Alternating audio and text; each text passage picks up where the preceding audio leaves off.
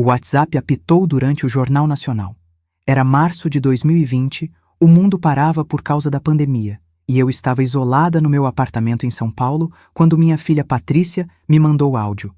Mãe, consegui vender sua casa de Guarujá e o Civic. O dinheiro já está na minha conta, não se preocupe. Minha mão tremeu segurando o celular. Eu nunca autorizei venda nenhuma. E o mais irônico? A Santos em Associados Imobiliária, onde ela disse ter fechado o negócio, era minha empresa há 15 anos. Minha própria filha tentou me roubar usando minha própria imobiliária, sem saber que eu era a dona. Você já descobriu que seu próprio sangue estava contando os dias para sua morte? Que eles já tinham dividido seus bens antes mesmo de você partir? Eu descobri, e posso te contar exatamente como fiz eles pagarem por isso. Sabe o que mais me impressiona? A capacidade que as pessoas têm de subestimar uma mulher de 65 anos. Para eles, eu era apenas uma velhinha confusa, isolada durante a pandemia, dependente da bondade da filha para sobreviver. Se ao menos soubessem que eu controlava um império imobiliário de 15 milhões de reais, construído tijolo por tijolo durante 40 anos de trabalho. O áudio da Patrícia ainda ecoava no meu ouvido. O dinheiro já está na minha conta, não se preocupe. Que ironia amarga. Ela falava como se estivesse me fazendo um favor, como se fosse uma filha dedicada cuidando dos bens da mãe Gagá. Mas eu sabia a verdade. Ela havia falsificado minha assinatura, forjado uma procuração e tentado me roubar usando justamente a empresa que eu fundara. Naquele momento, assistindo William Bonner falar sobre os números da Covid no Brasil, eu compreendi que não era mais a Antônia que criou uma filha com amor e sacrifício. Eu havia me tornado outra pessoa, uma mulher que precisava proteger o que era seu, mesmo que isso significasse destruir quem mais amava no mundo. A primeira coisa que fiz foi escutar o áudio novamente, depois mais uma vez, e outra. Não por masoquismo, mas para absorver cada palavra, cada entonação, cada mentira bem elaborada. Consegui vender, como se fosse uma negociação difícil. O dinheiro já está na minha conta. Não será transferido para a senhora, mas está na minha conta. Não se preocupe, a frase que os golpistas sempre usam. Patrícia havia sido cuidadosa, o timing era perfeito. Pandemia, isolamento social, filha preocupada com a mãe idosa. Quem questionaria uma filha dedicada cuidando dos bens da mãe? O problema é que ela não sabia que estava mexendo com a raposa mais esperta do galinheiro. Desliguei a televisão e fui para meu escritório. Lá, organizados em arquivos que ninguém imaginava existir, estavam todos os documentos da Santos em Associados e das outras 4 imobiliárias que eu possuía discretamente pela Grande São Paulo. 40 anos construindo um patrimônio, sempre nas sombras, sempre subestimada, sempre permitindo que outros levassem o crédito enquanto eu controlava os lucros.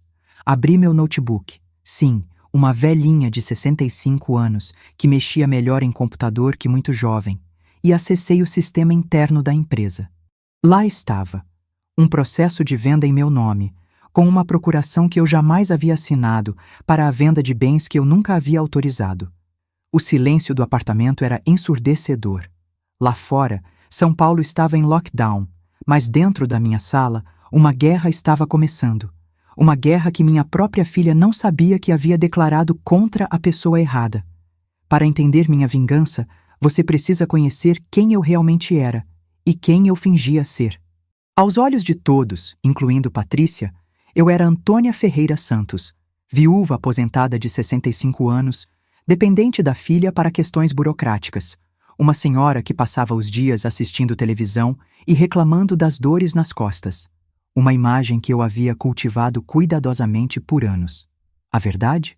Eu era a proprietária discreta da Santos em Associados Imobiliária, além de outras 4 empresas do ramo espalhadas pela região metropolitana. Comecei no mercado imobiliário em 1980, aos 25 anos, vendendo apartamentos para uma construtora pequena. Meu falecido marido, João, nunca entendeu de negócios. Era um homem simples, mecânico, que preferia mexer em carros a lidar com papelada. Quando ele morreu, em 2010, eu já havia construído um império silencioso. Patrícia tinha 32 anos na época e estava mais preocupada em gastar a herança do pai do que em entender de onde vinha o dinheiro que sustentava nosso padrão de vida. Nunca perguntou como uma viúva aposentada conseguia manter um apartamento de 4 quartos nos Jardins, uma casa na praia e ainda pagar a faculdade particular dela. A estratégia era simples. Eu era sócia oculta das empresas, com participação de 70% em cada uma, enquanto testas de ferro apareciam como proprietários oficiais. José Carlos, meu primo, era o gerente que todos conheciam na Santos em Associados. Ele sabia da verdade, claro. Crescemos juntos, ele conhecia minha cabeça para negócios desde pequena.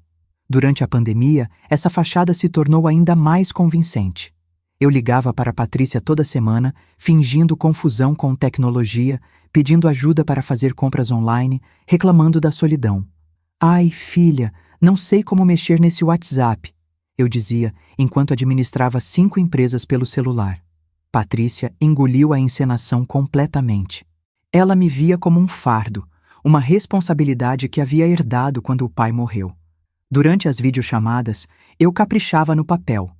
Óculos descendo do nariz, cabelo desalinhado, fingindo dificuldade para ouvir. "Fala mais alto, filha", eu repetia, enquanto mentalmente calculava os lucros do trimestre. O mais cruel era perceber como ela ficava impaciente comigo. Suspirava quando eu não entendia alguma explicação. Falava comigo como se eu fosse uma criança. "Mãe, a senhora não precisa se preocupar com essas coisas. Deixa que eu resolvo", ela dizia sempre que eu mencionava documentos ou questões financeiras.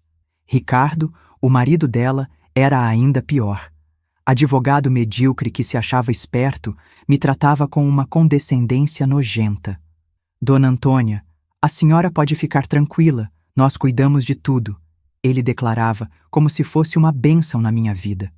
Se soubesse que eu movimentava mais dinheiro em um mês do que ele em um ano inteiro, o apartamento onde eu vivia era minha base de operações. No quarto de hóspedes, que ninguém nunca usava, eu tinha um escritório completo: computador, impressora, cofre, arquivos organizados por empresa e por ano. Quando Patrícia vinha me visitar, raramente, eu trancava aquela porta e fingia que era apenas um depósito de lembranças do pai. Minha rotina era milimetricamente calculada. De manhã, ligações para os gerentes, análise de relatórios, aprovação de vendas. À tarde, papel de vovó, novelinha, telefone para reclamar de alguma coisa com Patrícia, eventual ida ao mercado para manter as aparências de senhora normal. A ironia é que eu realmente me sentia sozinha. Não pela idade ou pela viuvez, mas por não poder compartilhar meus sucessos com ninguém. Quando fechava uma venda milionária, quando expandia para uma nova região, quando superava as metas anuais, eu comemorava sozinha, no silêncio do meu apartamento. Patrícia nunca perguntou sobre minha vida, meus planos, meus sonhos. Para ela, eu era apenas uma responsabilidade que logo seria resolvida de forma definitiva. O que ela não sabia é que eu estava documentando cada conversa, cada gesto de descaso, cada prova de que ela só se aproximava quando precisava de dinheiro. Aquele áudio de março de 2020 foi a gota d'água. Não apenas porque ela havia tentado me roubar, mas porque finalmente mostrou quem ela realmente era, uma filha que contava os dias para eu morrer e liberar a herança que ela acreditava merecer. Foi nesse momento que Antônia, a mãe dedicada, morreu para sempre, e nasceu alguém muito mais perigoso. 20 minutos após receber o áudio da Patrícia, meu celular tocou. Era José Carlos. "Tia Antônia, a senhora está aí?" A voz dele estava tensa, preocupada. "Preciso falar com a senhora urgente." Fingir surpresa fazia parte do jogo. "O que foi, José? Aconteceu alguma coisa? A senhora autorizou alguma venda de casa em Guarujá? Porque chegou aqui uma documentação meio estranha." Meu coração disparou, mas minha voz se manteve calma. "Como assim, filho? Que documentação?" "Uma tal de Patrícia Mendonça veio aqui hoje de manhã com uma procuração da senhora, dizendo que tem autorização para vender sua casa na praia e um Civic 2018. Mas os documentos... Sei lá, tia, tem alguma coisa errada." José Carlos conhecia minha letra desde sempre. Brincávamos juntos quando éramos crianças. Ele me viu assinar milhares de documentos ao longo dos anos. Se ele estava desconfiado, era porque realmente havia algo muito errado. Patrícia é minha filha, José. Será que ela não... Eu sei quem é, tia, mas essa assinatura não é da senhora. E tem mais, ela não sabia que eu era seu primo. Falou comigo como se eu fosse um funcionário qualquer, disse que a senhora estava meio caduca por causa da idade e que ela estava cuidando dos seus bens. Cada palavra era uma punhalada. Meio caduca. Minha própria filha, descrevendo-me para estranhos como uma velha senil que não conseguia cuidar dos próprios bens. O que mais ela disse, José? Que a senhora estava isolada, confusa por causa da pandemia e que o médico havia recomendado que alguém assumisse suas responsabilidades financeiras. Trouxe até um papel que parecia laudo médico, mas... Tia, a senhora esteve em algum médico ultimamente? Não, José, não estive. Minha voz estava mais firme agora. A máscara da velha confusa começava a rachar.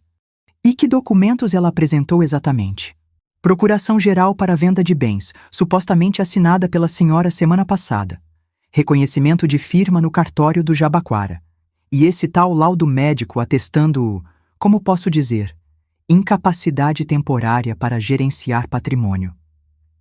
Incapacidade temporária. Minha filha havia planejado tudo nos mínimos detalhes.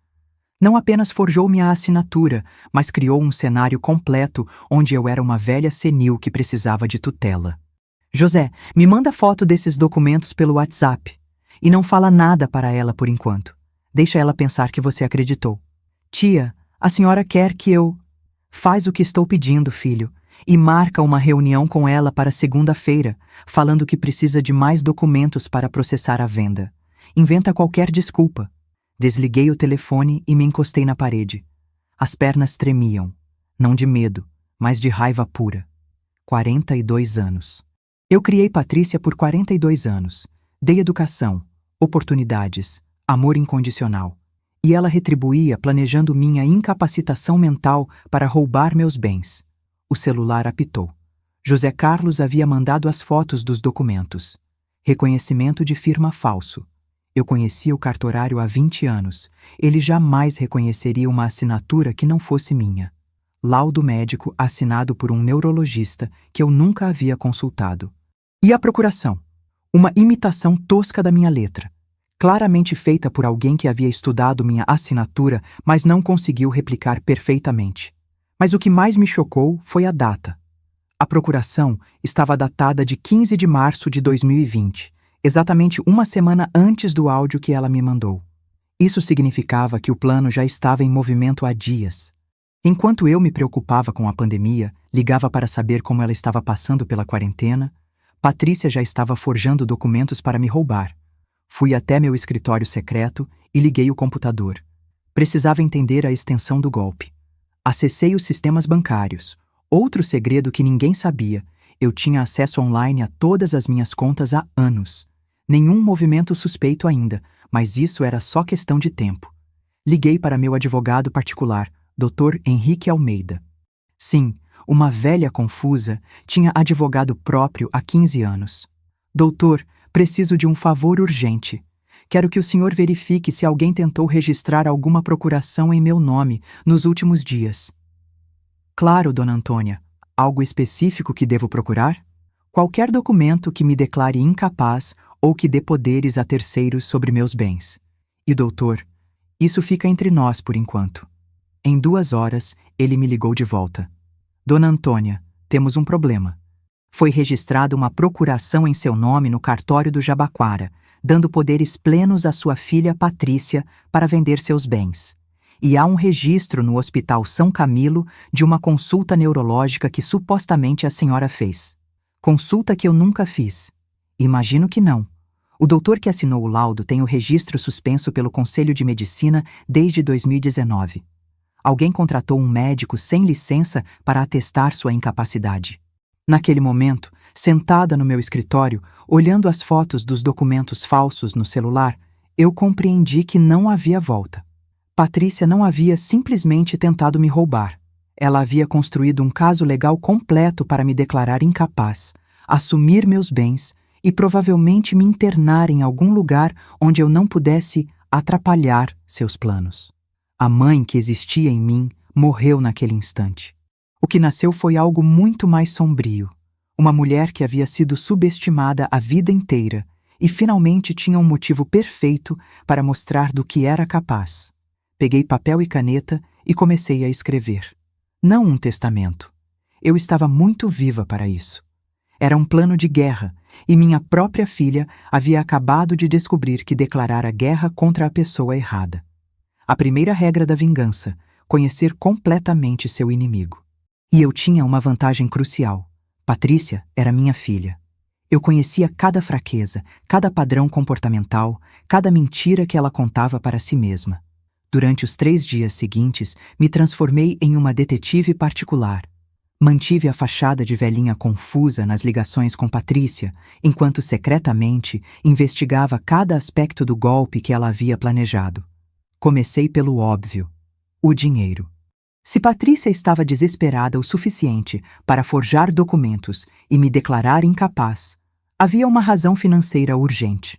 Liguei para Helena, minha manicure há 10 anos, que também atendia a Patrícia. Helena, como está a Patrícia? Faz tempo que não a vejo. Ai, dona Antônia, está meio estranha. Na última vez que vim fazer as unhas dela, ela estava nervosa, falando no telefone sobre dívida de cartão, sabe? E o Ricardo, aquele marido dela, parece que está com um problema sério. Que tipo de problema, filha? Não sei direito, mas ouvi ela falando que ele devia dinheiro para gente que não brinca em serviço, entende? Gente perigosa. Dívida de jogo. Ricardo sempre teve esse vício, mas eu não sabia que havia chegado a esse ponto. Liguei para outros contatos. A síndica do prédio onde eles moravam, uma antiga colega de escola da Patrícia, que agora trabalhava em banco. Cada conversa revelava mais detalhes do desespero financeiro do casal. O apartamento deles estava com 3 meses de condomínio atrasado. Patrícia havia pedido empréstimo consignado no banco onde trabalhava e já estava no limite. Ricardo devia 50 mil reais para agiotas e havia perdido vários clientes no escritório porque estava visivelmente abatido e desconcentrado. Mas a informação mais valiosa veio do próprio José Carlos. Na segunda-feira, conforme combinamos, Patrícia voltou à imobiliária para dar continuidade ao processo de venda. E eu estava lá, escondida no escritório dos fundos, ouvindo cada palavra através do interfone interno. Então, dona Patrícia, conseguimos analisar a documentação, mas para prosseguir, precisamos de alguns esclarecimentos.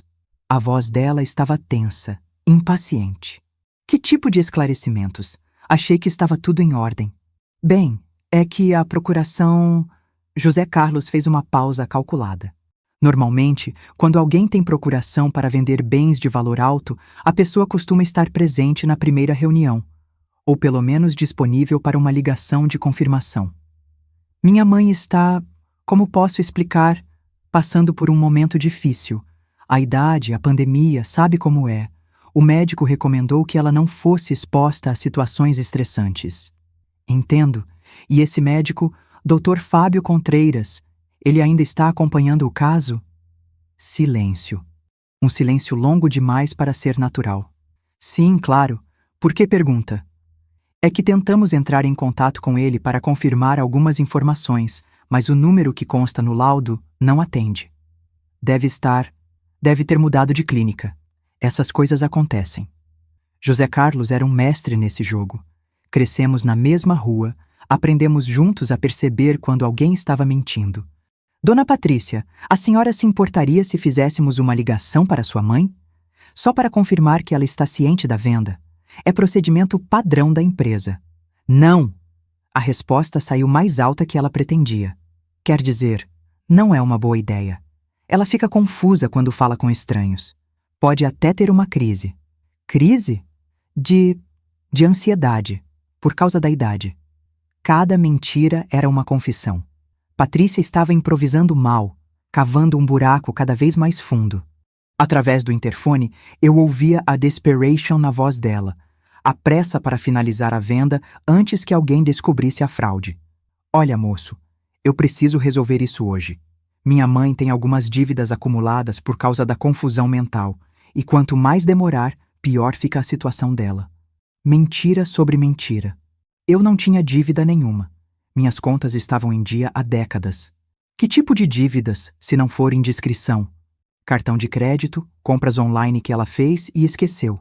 Idoso às vezes perde o controle, né? Compra a mesma coisa várias vezes. José Carlos me olhou através do vidro do escritório. Eu fiz sinal para ele continuar pressionando. E o valor da venda? 400 mil pela casa e 50 mil pelo carro. A senhora já tem destino para esse dinheiro? Vai ficar numa poupança para ela, para garantir o tratamento médico.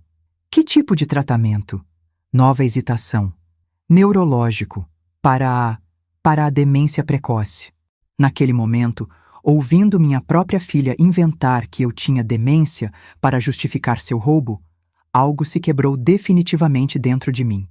Não era mais raiva ou decepção. Era uma frieza absoluta, uma determinação de ferro que eu não sabia que possuía. Após Patrícia sair, José Carlos veio ao meu escritório. Tia, que mulher é essa? Ela não parece nem a mesma pessoa que eu conhecia. É o que a necessidade faz com as pessoas, José. Ou melhor, é o que a necessidade revela sobre quem elas sempre foram. Passei o resto da semana coletando mais evidências. Gravei todas as ligações que fiz para Patrícia, fingindo confusão sobre documentos que supostamente havia assinado. Cada conversa era uma performance. Eu fazia perguntas que uma pessoa com demência faria, e ela respondia com paciência forçada, sempre desconversando quando eu tocava em assuntos específicos. Contratei um detetive particular para fotografar os encontros de Ricardo com os agiotas. Descobri que a dívida dele não eram 50 mil, mas 120 mil reais, e que os credores haviam dado um prazo final, até o fim de março, ou haveria consequências graves. Tudo se encaixava. A urgência de Patrícia, a data da procuração forjada, a pressa para finalizar a venda. Eles não estavam apenas com problemas financeiros, estavam correndo risco de vida. Quanto mais eu investigava, mais descobria que essa não era a primeira tentativa de golpe. Era apenas a mais desesperada. Revisei minhas finanças dos últimos 2 anos com lupa.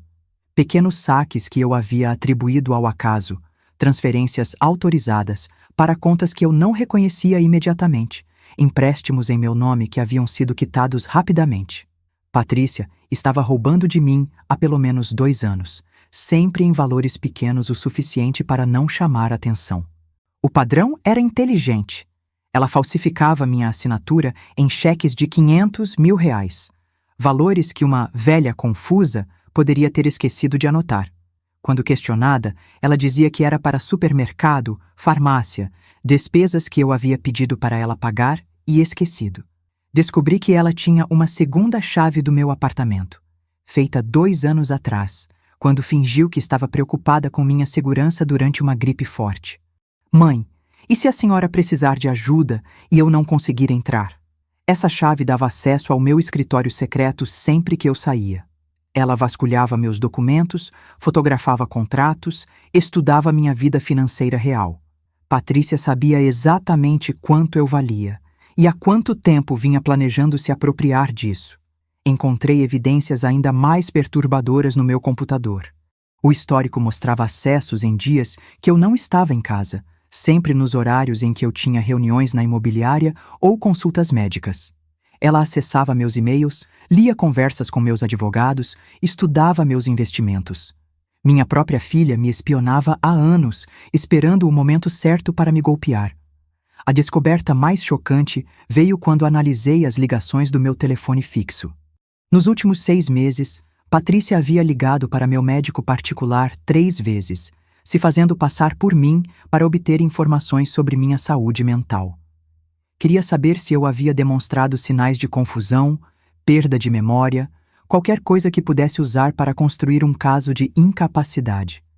Liguei para Dr. Maurício, meu médico há 15 anos. Doutor, a Patrícia ligou aqui recentemente perguntando sobre mim? Ah, sim, dona Antônia. Ela pareceu preocupada com a senhora. Disse que notou alguns esquecimentos, confusão com datas. E o senhor disse o quê? Que a senhora estava perfeitamente lúcida na última consulta, sem nenhum sinal de declínio cognitivo. Aliás, Estranhei que ela estivesse preocupada, porque a senhora sempre me pareceu muito independente e consciente. E ela insistiu? Bastante. Queria saber se não seria recomendável uma avaliação neurológica mais detalhada. Disse que a família estava preocupada. Família, como se fosse um consenso. Como se houvesse outras pessoas preocupadas comigo além dela. Mais uma mentira numa construção cuidadosa de falsidades. Decidi fazer um experimento. Liguei para a Patrícia fingindo estar confusa sobre um documento que supostamente havia assinado, justamente a procuração que ela havia forjado. Filha, estou aqui mexendo nos meus papéis e encontrei uma procuração com minha assinatura, mas não me lembro de ter assinado isso. Ah, mãe, a senhora assinou sim. Lembra que conversamos sobre a casa da praia? Que talvez fosse melhor vender para ter dinheiro disponível? Conversei isso com você? Não estou me lembrando. Claro que conversou, mãe. A senhora até disse que estava preocupada com os gastos da casa, que não usava mais. Pausa calculada. A senhora está bem? Está tomando os remédios certinho? Que remédios? Eu não tomava remédio nenhum, além de vitamina D. Que remédios, filha? Os que o médico passou para sua memória, mãe. A senhora está esquecendo até os remédios agora? Ela estava plantando evidências de demência em tempo real, construindo um histórico de confusão mental que poderia usar contra mim depois. Cada ligação era uma peça do quebra-cabeças para me declarar incapaz. Quando desliguei o telefone, eu não era mais a mesma pessoa. A inocência de acreditar que família significa proteção havia morrido completamente. Patrícia não era apenas uma filha desesperada tentando roubar dinheiro. Era uma predadora calculista que havia estudado minha rotina, minha psicologia, minha confiança para me destruir sistematicamente. E o mais aterrorizante, ela era boa nisso. Se eu não fosse quem realmente era, se realmente fosse apenas uma velha confusa e isolada, o plano dela teria funcionado perfeitamente. Foi numa quinta-feira, 2 semanas após o áudio que mudou tudo, que Antônia, a mãe, morreu definitivamente. E eu nasci. Estava organizando todas as evidências que havia coletado quando meu celular tocou. Era Patrícia, mas dessa vez a ligação foi diferente. Ela estava na casa de uma amiga. Eu reconheci a voz da Sandra ao fundo. E elas estavam bebendo vinho. Patrícia havia esquecido que me ligara. Não, gente, é impressionante como ela está ficando gagá. Outro dia me perguntou 3 vezes a mesma coisa na mesma conversa. Risadas. E o pior é que ela tem esse dinheiro todo parado e não faz nada útil com isso. Fica só juntando, pra quê? Sua mãe tem muito dinheiro assim? Era a voz da Sandra. Imagina se eu te contar. Casa na praia, apartamento nos jardins, carro do ano, e fica lá, feito uma miserável, contando tostão. É coisa de velho mesmo, né? Ficam paranoicos com dinheiro. Mas você não vai herdar tudo isso? Uma pausa. Depois, a voz da minha filha, embriagada e solta. Se eu esperar ela morrer naturalmente, vou esperar décadas. Essa velha é mais resistente que barata. Mas sabe o que é bom? Ela está ficando confusa mesmo. Ontem me perguntou sobre uma procuração que não lembrava de ter assinado. Risadas cúmplices. A cabeça dela está indo mesmo. Em poucos meses, vai estar tão gagá que ninguém vai questionar quando eu assumir os bens dela. E se ela não ficar gagá o suficiente? Ah, Sandra, existe médico para tudo hoje em dia. Um laudinho aqui, outro ali, e pronto. Incapacidade civil por demência precoce. Eu fico com a tutela e resolvo a vida dela do jeito certo. Minha mão tremeu segurando o telefone.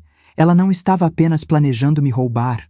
Estava planejando me internar à força, me declarar louca, me transformar em uma prisioneira legal para ter acesso total aos meus bens. Você conseguiria fazer isso com sua própria mãe?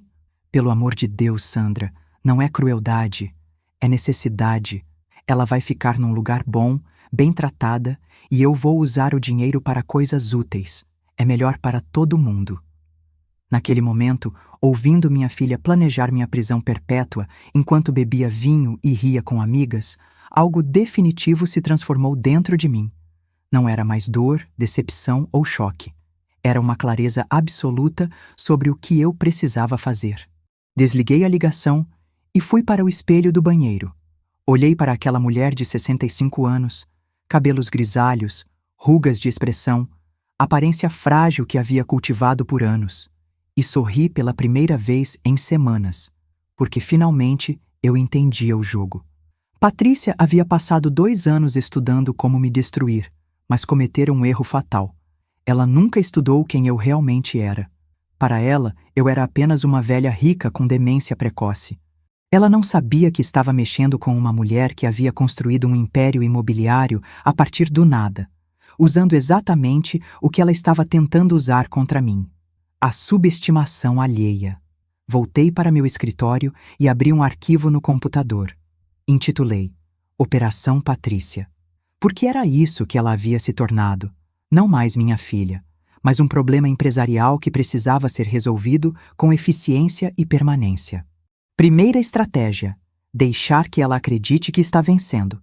Nas próximas ligações, eu fingiria estar ainda mais confusa, mais vulnerável. Daria a ela a sensação de que o plano estava funcionando perfeitamente. Segunda estratégia: usar minha própria empresa como armadilha. José Carlos seria meu cúmplice oficial. Patrícia tentaria finalizar a venda e nós a conduziremos exatamente onde eu queria que ela estivesse. Num escritório cheio de testemunhas, advogados e evidências da fraude. Terceira estratégia: documentar tudo. Cada ligação, cada encontro, cada mentira seria gravada e catalogada. Quando chegasse a hora do confronto final, eu teria evidências suficientes para destruir não apenas Patrícia, mas Ricardo também. Quarta estratégia: garantir que as consequências fossem permanentes. Não bastava expor a fraude. Eu precisava garantir que eles nunca mais conseguissem tentar algo assim contra ninguém. Levantei do computador e fui até o cofre. Lá dentro, além dos documentos das empresas, havia algo que ninguém sabia que eu possuía. Uma gravação de áudio de 3 anos atrás, quando Ricardo estava bêbado numa reunião de família e confessou ter falsificado documentos em outros casos. Era minha apólice de seguro contra ele, guardada para uma ocasião especial. Essa ocasião havia chegado. Peguei uma taça de vinho. Sim, eu bebia vinho sozinha às vezes. Outro segredo que ninguém conhecia. E brinquei. A sua saúde, Patrícia. Você acabou de criar o próprio monstro. Porque era isso que eu havia me tornado. Não mais uma mãe traída ou uma vítima vulnerável. Eu era agora uma predadora que havia estudado suas presas por 2 semanas e descoberto exatamente onde atacar para causar o máximo de dano. E o mais assustador, eu estava gostando dessa sensação. A próxima ligação de Patrícia seria diferente. Ela ouviria a velha confusa e fragilizada que esperava encontrar. Mas estaríamos jogando no meu tabuleiro, com minhas regras, numa partida que eu já havia vencido antes mesmo dela saber que estávamos jogando. 40 anos construindo um império nas sombras me haviam ensinado uma coisa fundamental. A vingança não é um prato que se serve frio. É um banquete que se prepara meticulosamente, tempero por tempero, até que cada garfada seja perfeita. E eu era uma chefe excelente. A primeira regra da manipulação: dar ao seu alvo exatamente o que ele espera ver. E Patrícia esperava encontrar uma velha cada vez mais confusa, mais dependente, mais vulnerável. Foi exatamente isso que eu comecei a entregar. Na segunda-feira seguinte àquela ligação reveladora, liguei para ela com a voz trêmula, fingindo estar perdida com alguns documentos que havia encontrado espalhados pela casa. Filha, você pode me ajudar? Estou aqui com os papéis e não entendo o que significam. Que papéis, mãe? A voz dela tinha uma urgência mal disfarçada. Tem um aqui que fala sobre procuração, mas eu não lembro de ter assinado isso. E tem outro sobre a casa da praia.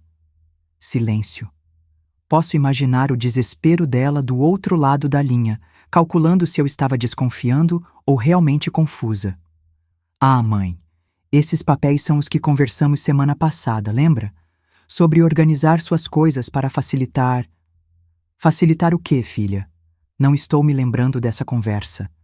Mãe, a senhora está tomando os remédios certinho? Porque está esquecendo muita coisa ultimamente. Que remédios, Patrícia? Que remédios você inventou que eu tomo? Que remédios? Eu não tomo remédio nenhum. Os que o doutor passou para sua memória, mãe. A senhora está ficando muito esquecida. Era fascinante observar como ela construía essa realidade alternativa em tempo real. Cada ligação, ela plantava mais sementes de demência, criando um histórico de confusão mental que poderia usar como evidência depois. Filha, eu estou com medo. Medo de quê, mãe? De estar ficando doente da cabeça. Às vezes não lembro das coisas, fico confusa. Você acha que eu deveria ir no médico? Era o que ela queria ouvir. A isca perfeita. Claro, mãe. Que bom que a senhora percebeu. Vou marcar uma consulta para a senhora com um especialista, tá? Um neurologista muito bom. Um neurologista que provavelmente já estava comprado para dar o diagnóstico que ela precisava. Mas eu deixaria ela acreditar que estava conduzindo o jogo. Você faz isso para mim, filha? Estou tão confusa com essas coisas. Faço sim, mãe. E olha, sobre aqueles papéis que a senhora encontrou, é melhor guardar numa pasta e não mexer mais. Deixa que eu organizo tudo para a senhora. Você pode vir aqui me ajudar? Estou com tanto papel espalhado. Claro, mãe. Vou aí amanhã. Desliguei o telefone e sorri. Perfeito. Ela viria ao meu território, onde eu controlava cada variável. Passei o resto do dia preparando o cenário. Espalhei papéis aleatórios pela mesa da sala, contas antigas, extratos bancários sem importância, documentos irrelevantes misturados estrategicamente. Guardei todos os documentos reais no cofre do escritório secreto. Quando Patrícia chegou na terça-feira, encontrou exatamente o que esperava. Uma mãe perdida no meio de papelada, usando óculos tortos, com uma expressão confusa. Ai, filha, que bom que você veio. Estou perdida no meio desses papéis. Ela abraçou-me com aquela falsa ternura que eu havia aprendido a reconhecer. O abraço de quem está medindo o valor de um bem que pretende possuir. Deixa que eu organizo tudo, mãe. A senhora não precisa se preocupar com isso. Observei enquanto ela vasculhava os papéis na mesa, claramente procurando pelos documentos que eu havia mencionado no telefone. Quando não encontrou nada relevante, fingiu estar apenas organizando para mim. Mãe, onde estão aqueles papéis que a senhora falou? Da procuração? Que procuração, filha? Fiz uma expressão genuinamente confusa. Eu falei sobre procuração? Vi o flash de pânico nos olhos dela. A senhora ligou ontem falando sobre uns documentos. Liguei? Não lembro. Balancei a cabeça, como se tentasse forçar uma memória que não vinha. Minha cabeça anda tão ruim, filha.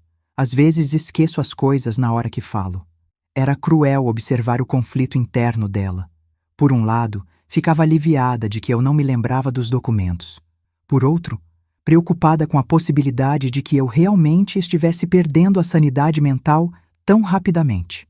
Mãe, a senhora tem certeza de que está se sentindo bem? Não sei, filha. Às vezes acordo e não sei que dia é. Ontem achei que era segunda-feira, mas era domingo. Mentira atrás de mentira, cada uma calculada para alimentar a narrativa que ela queria construir. Mãe, eu marquei uma consulta para a senhora, com um neurologista muito bom, o Dr. Fábio.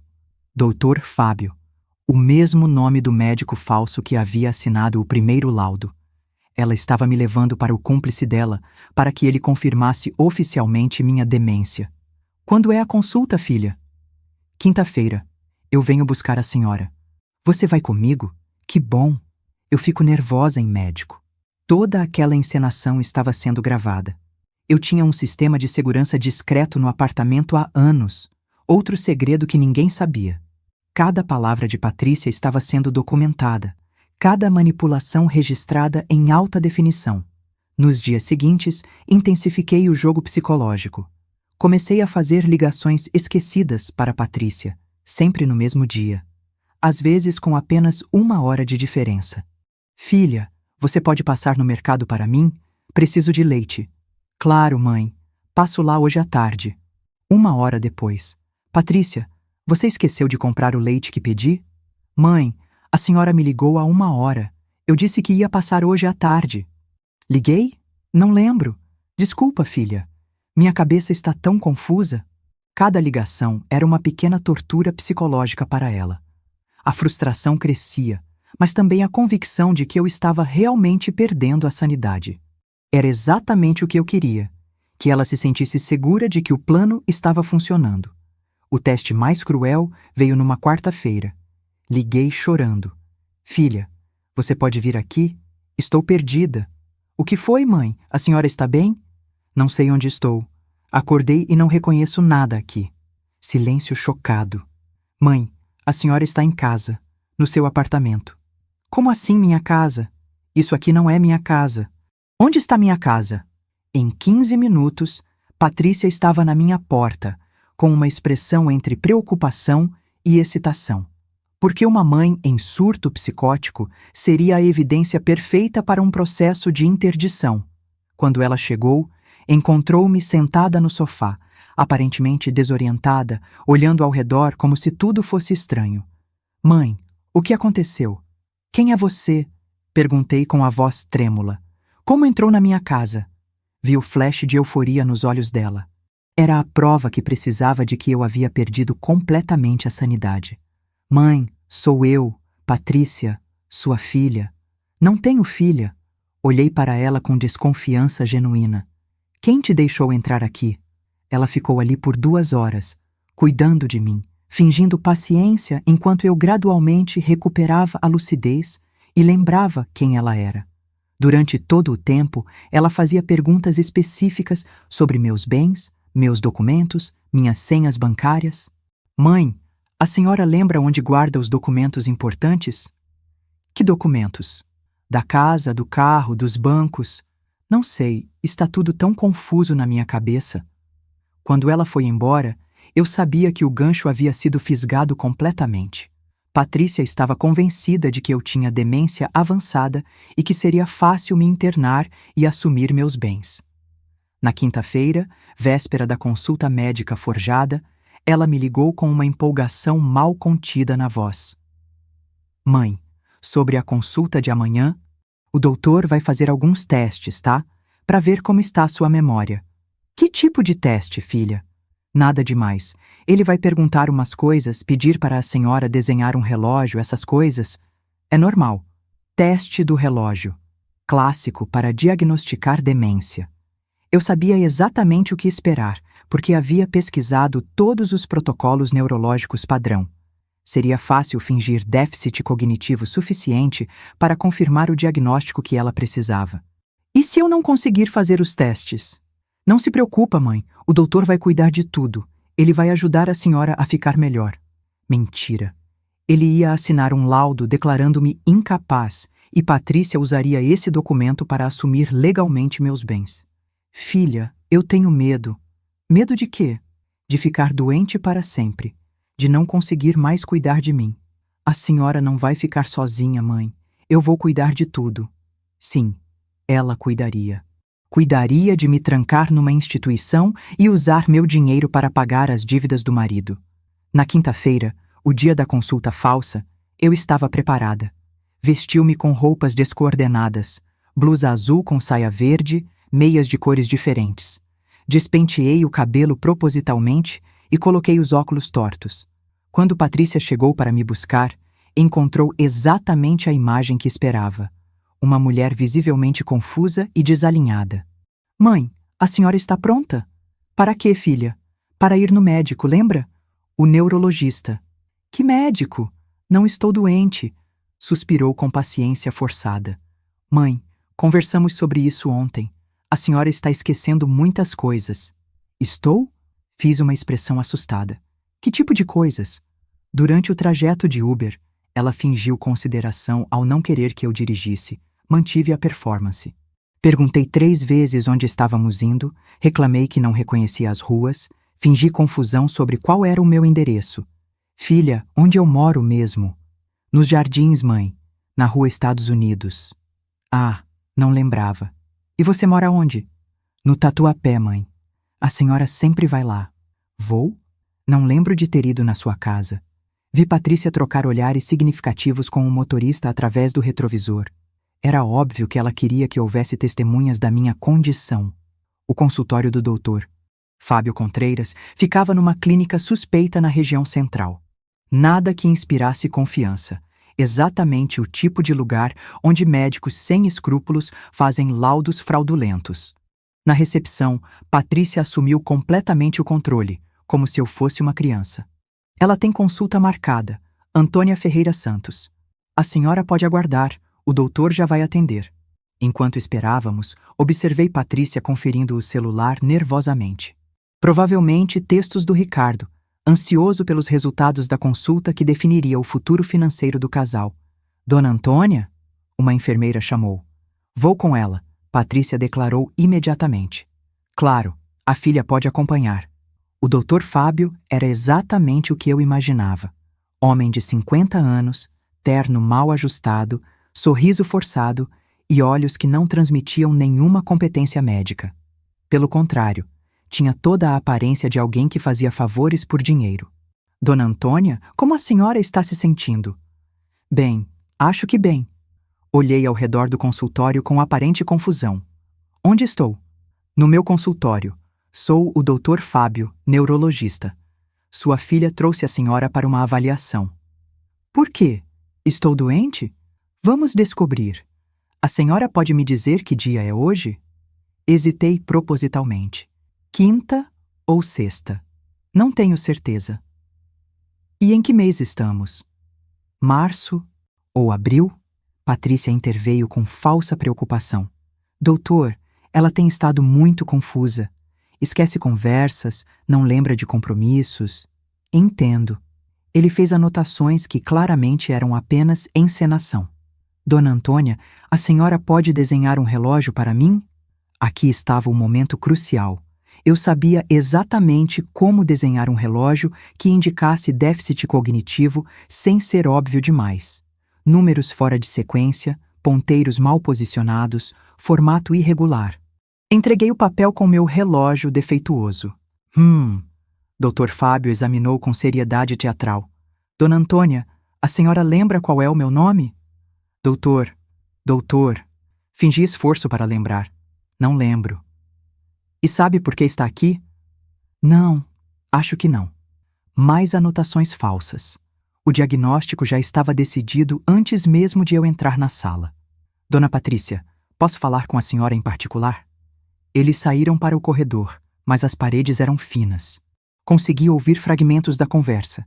Declínio cognitivo evidente. Incapacidade para decisões financeiras. Recomendo interdição judicial. Quanto tempo esse processo demora? Quando voltaram, Dr. Fábio tinha a expressão solene de quem entrega uma sentença. Dona Antônia, a senhora tem alguns probleminhas de memória.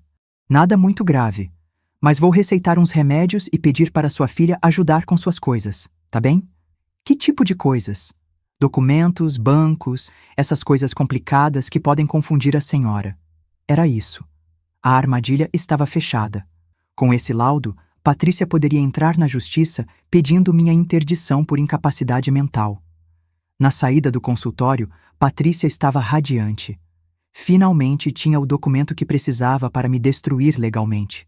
Mãe, o doutor disse que a senhora precisa de cuidados especiais.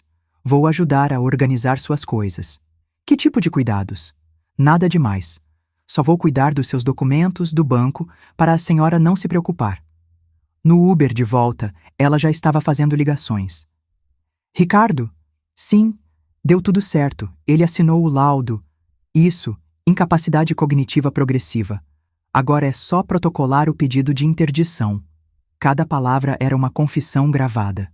Meu celular, discretamente ativado, registrava toda a conversa. Quando chegamos em casa, Patrícia assumiu completamente o controle. Mãe, onde a senhora guarda os documentos importantes? Que documentos? Da casa, dos bancos, do carro? Não sei, está tudo misturado aí nos papéis. Ela passou 2 horas vasculhando meu apartamento, procurando contratos, senhas bancárias, qualquer coisa que pudesse usar para assumir meus bens. Obviamente não encontrou nada relevante, tudo estava seguro no escritório secreto. Mãe, a senhora tem algum cofre? Algum lugar onde guarda coisas importantes? Cofre? Não, acho que não. Ela não insistiu. Para que procurar cofre se logo teria acesso legal a tudo? Antes de ir embora, Patrícia fez a jogada final. Mãe, vou providenciar para alguém vir aqui cuidar da senhora. Uma enfermeira para ajudar com os remédios, essas coisas. Preciso de enfermeira? Precisa sim. O doutor recomendou. E talvez seja bom a senhora ficar numa casa de repouso, onde tem gente especializada. Casa de repouso. O eufemismo para asilo, para me tirar completamente de cena. Mas eu gosto daqui da minha casa. Eu sei, mãe. Mas é temporário, só até a senhora melhorar. Depois que ela saiu, fui direto para meu escritório secreto. Era hora de preparar o contra-ataque final. Liguei para José Carlos. José, é a tia Antônia. Como está andando aquele processo de venda que conversamos? Opa, tia. A Patrícia ligou hoje mesmo. Disse que conseguiu todos os documentos médicos necessários e quer finalizar tudo na segunda-feira. Documentos médicos? Sim, um laudo comprovando que a senhora tem, como ela disse, incapacidade temporária para decisões financeiras. Disse que agora tem autorização legal para vender seus bens. Perfeito. Ela estava acelerando o processo, confiante de que tinha todas as cartas na mão. José, marca a reunião para segunda-feira às 10 horas e prepara a sala de reuniões grande, aquela com a mesa oval. Sala grande? Não é muita pompa para uma venda simples? Vai por mim, sobrinho. Essa venda vai ser tudo, menos simples. Desliguei e comecei os preparativos finais. Na segunda-feira, Patrícia chegaria a Santos em Associados achando que ia consumar o golpe perfeito. Em vez disso, encontraria a armadilha mais elaborada da sua vida. Liguei para meu advogado particular, doutor Henrique Almeida. Doutor, preciso que o senhor esteja na Santos em Associados segunda-feira às 10 horas. Traga toda a documentação que preparamos. A situação chegou ao ponto que discutimos? Exatamente. E doutor, traga também aquela gravação do Ricardo que está guardada há 3 anos. A da festa de família? Onde ele confessa ter falsificado documentos? Essa mesmo. Chegou a hora de usar. Liguei para mais 2 advogados especialistas em crime financeiro, para um contador forense, para um investigador particular que havia contratado na semana anterior. Na segunda-feira, quando Patrícia entrasse naquela sala achando que ia me roubar, encontraria uma mesa cheia de profissionais esperando por ela, e eu, que ela acreditava estar internada ou incapacitada, estaria sentada na cabeceira da mesa como a verdadeira proprietária da empresa. Passei o fim de semana organizando cada detalhe. As gravações de todas as nossas conversas, organizadas cronologicamente. As evidências da falsificação de documentos. O histórico de pequenos roubos ao longo dos anos. O laudo médico fraudulento. As fotografias de Ricardo com os agiotas. Tudo organizadinho numa pasta que eu entregaria para Patrícia no momento do confronto. Um presente de despedida da mãe que ela tentou destruir. Domingo à noite, véspera do dia D, ela me ligou uma última vez. Mãe, como a senhora está se sentindo? Confusa, filha, muito confusa. A enfermeira vai começar amanhã. E conversamos sobre a casa de repouso, lembra? Não lembro, mas se você acha melhor... Acho sim, mãe. É o melhor para todo mundo. Para todo mundo, Patrícia? Ou só para você e o Ricardo? Filha, posso te perguntar uma coisa? Claro, mãe. Você me ama? Silêncio. Um silêncio longo demais para ser natural. Claro que amo, mãe. Por isso estou cuidando de tudo. Mentira.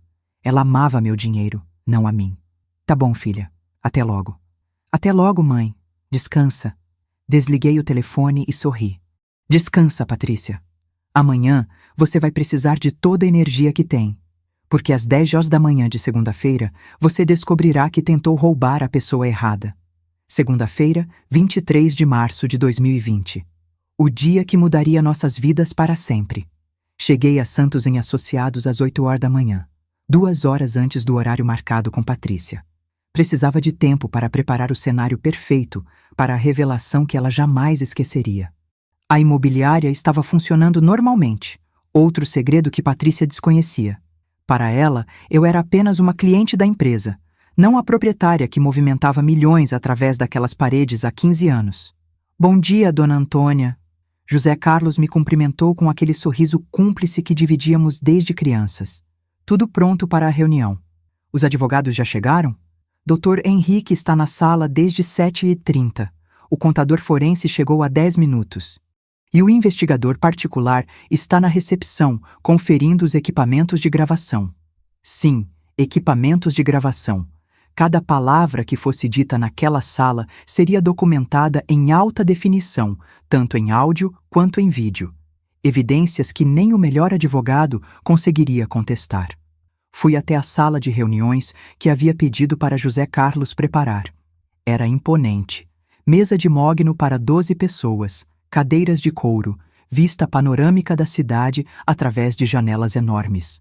As paredes decoradas com fotos de empreendimentos que a empresa havia vendido ao longo dos anos, todos construídos com meu capital, todos resultado do império que eu havia construído nas sombras. Dr. Henrique Almeida me cumprimentou formalmente. Dona Antônia, todos os documentos estão organizados conforme solicitado. E a gravação do Ricardo? Aqui. Ele me mostrou um pendrive. 3 anos de idade, mas ainda válida juridicamente. Ele confessando ter falsificado procurações em outros casos. Perfeito.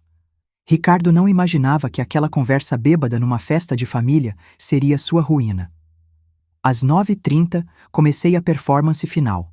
Sentei-me na cabeceira da mesa, na cadeira presidencial que ocupava há 15 anos, e vesti o papel de CEO que sempre fui. Cabelo arrumado, roupa executiva impecável, postura ereta de quem comanda. Patrícia chegaria em meia hora, esperando encontrar funcionários subservientes, dispostos a processar uma venda fraudulenta. Em vez disso, encontraria uma sala cheia de advogados, um contador forense, um investigador particular e, na cabeceira da mesa, a mãe, Gagá, que ela havia planejado internar. Senhores, eu disse para todos na sala, em alguns minutos, vocês presenciarão uma tentativa de fraude sendo executada contra uma idosa vulnerável. O que vocês não sabem é que essa idosa construiu todo este império que os rodeia. Dr. Henrique sorriu. Dona Antônia, em 30 anos de advocacia, nunca vi uma vingança tão bem planejada. Não é vingança, doutor. É justiça. Às 9h50, José Carlos me ligou da recepção. Tia, ela chegou e trouxe o marido. Perfeito. Ricardo também estaria presente para sua própria queda. Manda eles subirem para a sala de reuniões. E José, não menciona que eu estou aqui. Pode deixar, tia. Vou dizer que os responsáveis pela venda os aguardam na sala. Respirei fundo. 42 anos de maternidade estavam prestes a terminar definitivamente. Porque depois do que aconteceria nos próximos minutos, Patrícia não seria mais minha filha. Seria apenas mais uma criminosa que tentou me prejudicar e falhou. Às 10h em ponto, escutei passos no corredor. Vozes familiares aproximando-se da sala onde eu aguardava com minha equipe de profissionais. Deve ser aqui, era a voz de Patrícia. Que escritório elegante. Deve custar uma fortuna manter uma sala dessas.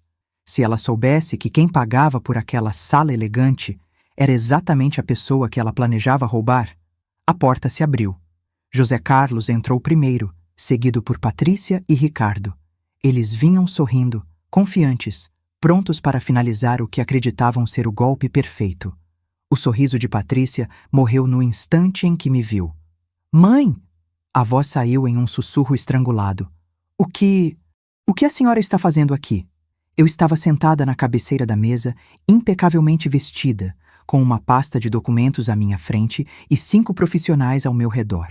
Nada da mulher confusa e desarrumada que ela havia deixado em casa 2 dias antes. Olá, Patrícia. Por favor, sente-se. Ricardo estava pálido, olhando ao redor da sala como se tivesse entrado em uma armadilha. O que era exatamente o caso. Dona Antônia, não entendo. Pensei que a senhora estava... doente? Incapacitada? Com demência? Minha voz estava gelada, controlada. Sente-se, Ricardo. Vocês dois, sentem-se. Eles obedeceram mecanicamente, ainda tentando processar o que estava acontecendo. José Carlos, continuei, apresente nossos convidados aos outros presentes na reunião. Claro, Dona Antônia, José Carlos falou com formalidade teatral. Patrícia e Ricardo, estes são Dr. Henrique Almeida, advogado particular da Dona Antônia há 15 anos. Dr. Roberto Silva, contador forense. Dr. Paulo Santos, especialista em crimes financeiros. Sr. Carlos Mendes, investigador particular. E eu sou José Carlos Ferreira, gerente-geral desta empresa, que pertence integralmente à minha prima, Dona Antônia Ferreira Santos. Patrícia empalideceu. Pertence? Como assim pertence? A Santos em Associados Imobiliária, eu disse calmamente. É minha empresa há 15 anos, assim como outras 4 imobiliárias espalhadas pela Grande São Paulo. Vocês tentaram me roubar usando minha própria empresa. O silêncio que se seguiu foi ensurdecedor. Eu podia ver as engrenagens girando na cabeça de Patrícia, tentando reorganizar uma realidade que havia desmoronado completamente. Mas a senhora... Você está confusa, com problemas de memória. Ah, isso... Sorri friamente. Doutor Henrique, pode reproduzir a gravação de quinta-feira? O advogado ligou um aparelho de som discreto. A voz de Patrícia ecoou pela sala. Ricardo, sim, deu tudo certo. Ele assinou o laudo. Isso, incapacidade cognitiva progressiva, agora é só protocolar o pedido de interdição. Patrícia tapou a boca com as mãos. Você gravou... Eu gravei tudo, Patrícia. Cada ligação, cada conversa, cada mentira que você contou sobre minha saúde mental. Abri a pasta à minha frente. 47 ligações telefônicas onde você planta evidências de demência. 16 visitas ao meu apartamento onde vasculha meus documentos. 3 tentativas de acesso às minhas contas bancárias. E uma consulta médica fraudulenta para obter um laudo falso. Laudo falso? Ricardo tentou intervir. O Dr. Fábio é um neurologista conceituado. O Dr. Fábio Contreiras, Dr. Paulo Santos interrompeu. Teve seu registro médico suspenso pelo Conselho Regional de Medicina em novembro de 2019 por emitir laudos fraudulentos. Qualquer documento assinado por ele é automaticamente inválido. Ricardo estava suando. Nós não sabíamos... Claro que sabiam. Peguei outro documento da pasta. Ricardo, você mesmo contratou os serviços dele em dezembro. 50 mil reais transferidos da conta da Patrícia para uma conta offshore ligada ao consultório dele. Como você sabe disso? Patrícia sussurrou. Porque eu sei de tudo, filha. Sei que você falsificou minha assinatura em 17 cheques nos últimos 2 anos. Sei que você vasculha meu apartamento sempre que saio. Sei que você ligou para meu médico se fazendo passar por mim. Sei que vocês devem 120 mil reais para agiotas. E sei que o plano era me internar numa casa de repouso e assumir legalmente todos os meus bens. Cada palavra era uma punhalada. Eu podia ver Patrícia desmoronando, percebendo que havia subestimado completamente a mulher que tentou destruir. Mãe, eu posso explicar. Explicar? Minha voz subiu pela primeira vez. Você vai explicar como planejou me declarar louca para roubar meu patrimônio? Como contratou um médico falso para atestar minha incapacidade? Como falsificou documentos para me vender bens que você nem sabia que eu possuía? Levantei-me da cadeira presidencial e caminhei até a janela, dando as costas para eles. Lá fora, São Paulo fervilhava em plena pandemia, pessoas lutando para sobreviver à crise. E ali dentro, minha própria filha havia tentado me destruir por ganância pura. Vocês querem saber o que mais me machuca? Disse sem me virar. Não é o roubo, não são as mentiras. É saber que vocês contavam os dias para eu morrer. Mãe, não é assim. Não? Me virei bruscamente. Doutor Henrique, reproduza a gravação da conversa que Patrícia teve com a amiga Sandra. A voz embriagada de Patrícia encheu a sala. Se eu esperar ela morrer naturalmente, vou esperar décadas. Essa velha é mais resistente que barata. Patrícia começou a chorar. Lágrimas tardias de quem foi pega em flagrante. Essa velha resistente que barata, continuei, construiu tudo isso que vocês veem ao redor. 40 anos trabalhando, economizando, investindo, para dar um futuro melhor para minha filha. E como ela retribui?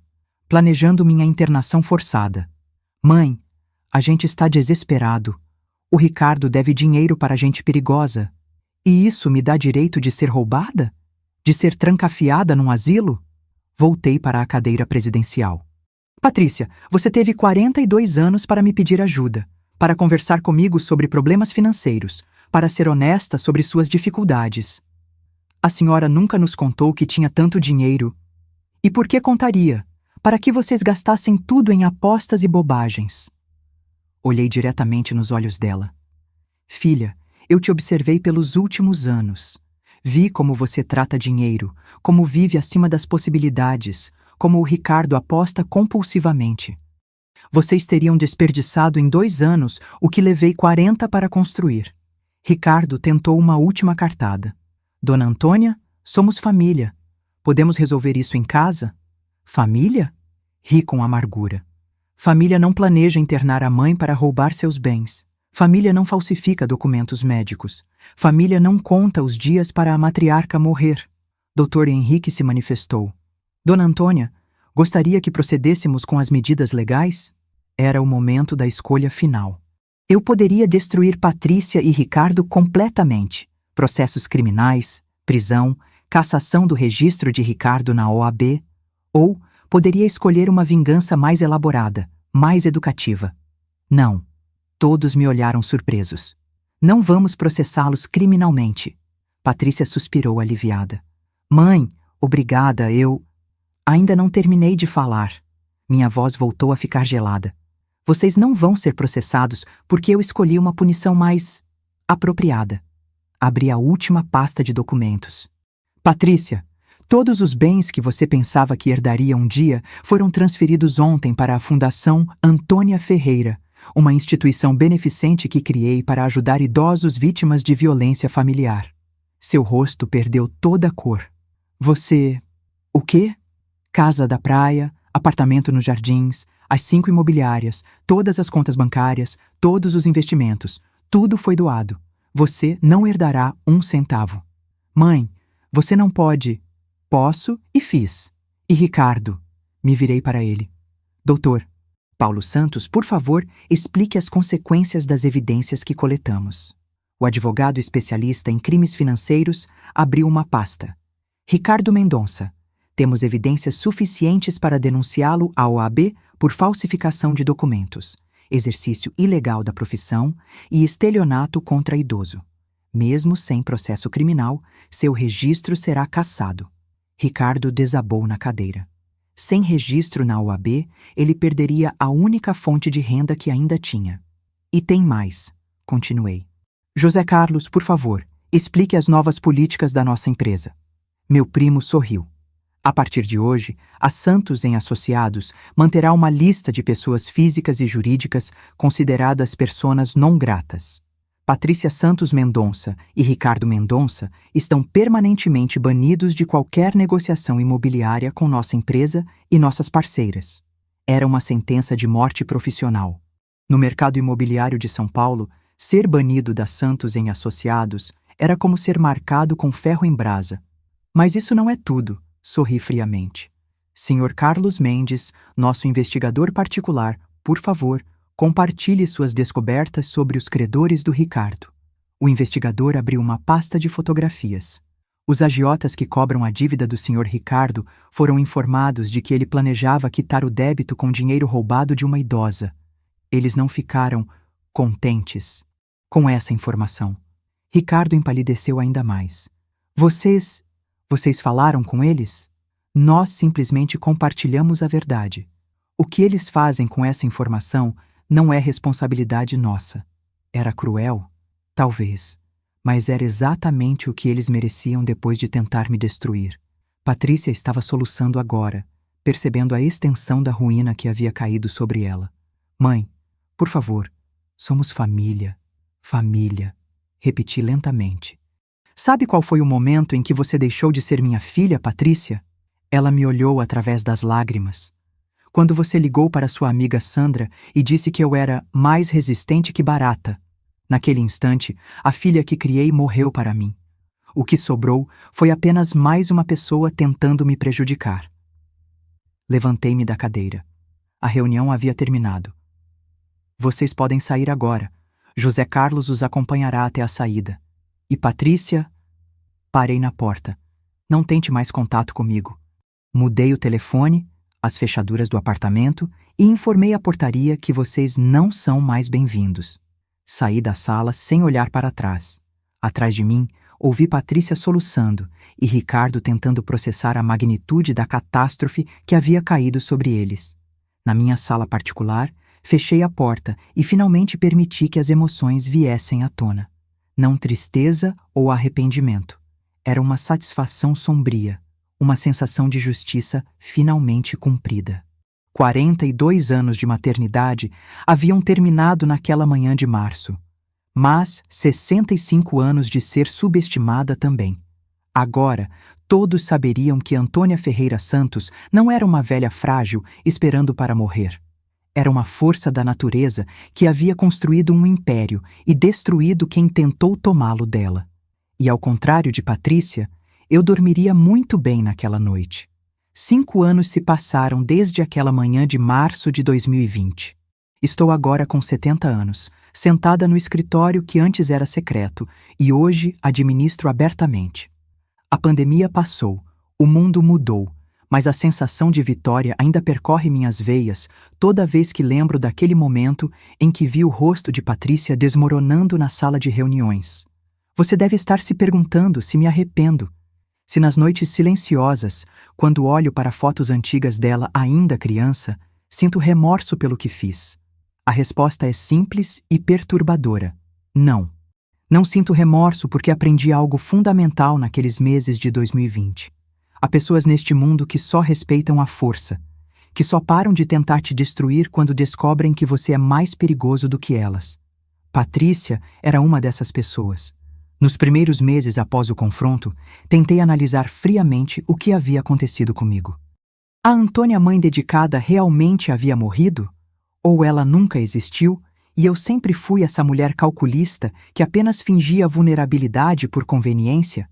A verdade, descobri, é mais complexa e mais sombria. Durante 40 anos de maternidade, eu genuinamente amei Patrícia. Sacrifiquei sonhos pessoais, oportunidades profissionais, relacionamentos amorosos para garantir que ela tivesse a melhor educação, as melhores chances na vida. Mas esse amor era condicional. Dependia dela ser a filha que eu esperava que fosse. Quando ela revelou quem realmente era, uma mulher capaz de internar a própria mãe para roubar seus bens, meu amor não se transformou em ódio. Ele simplesmente evaporou, como se nunca tivesse existido. Isso me assusta às vezes. A facilidade com que consegui apagar 42 anos de maternidade, como se fosse apenas uma fase da minha vida que havia terminado, como um emprego que deixei para trás. Nos primeiros meses, ela tentou contato, ligações que eu não atendia, mensagens no WhatsApp que eu deletava sem ler, cartas entregues na portaria que José Carlos queimava para mim. Depois de 1 ano, as tentativas cessaram. Patrícia finalmente entendeu que havia perdido não apenas a herança, mas a mãe. Ricardo perdeu o registro na OAB conforme prometido. Tentou trabalhar como despachante, depois como vendedor de carros usados. A última informação que tive, através dos investigadores que mantenho monitorando-os discretamente, é que ele trabalha como motorista de aplicativo. A dívida com os agiotas foi negociada de uma forma que prefiro não detalhar. Patrícia conseguiu um emprego numa empresa de telemarketing.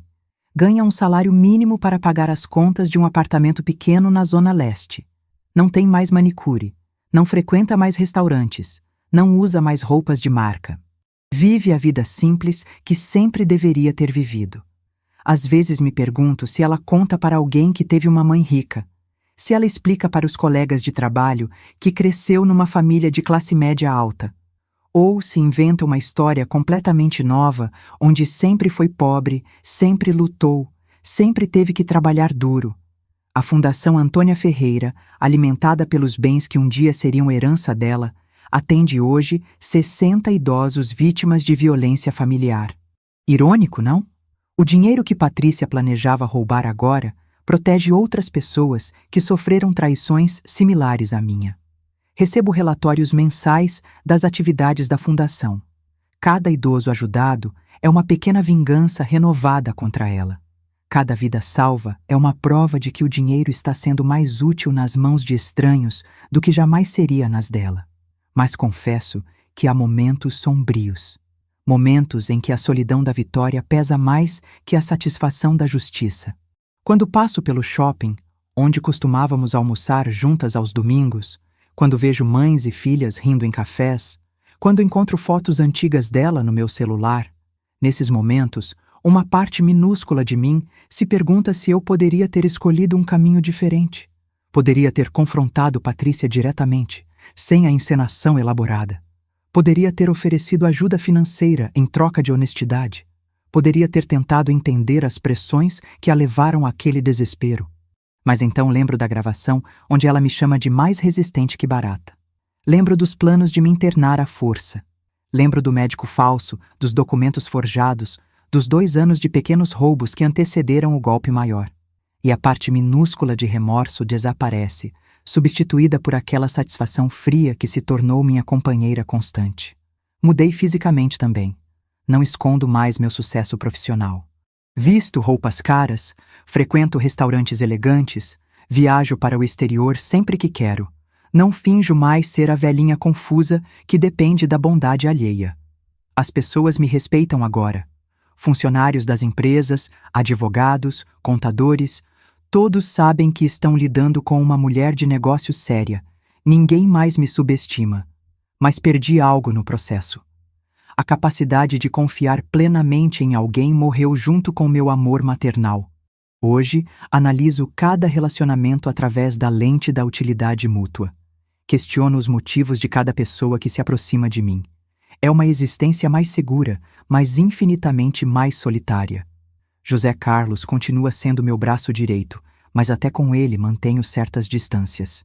Ele conhece meus negócios, mas não meus sentimentos.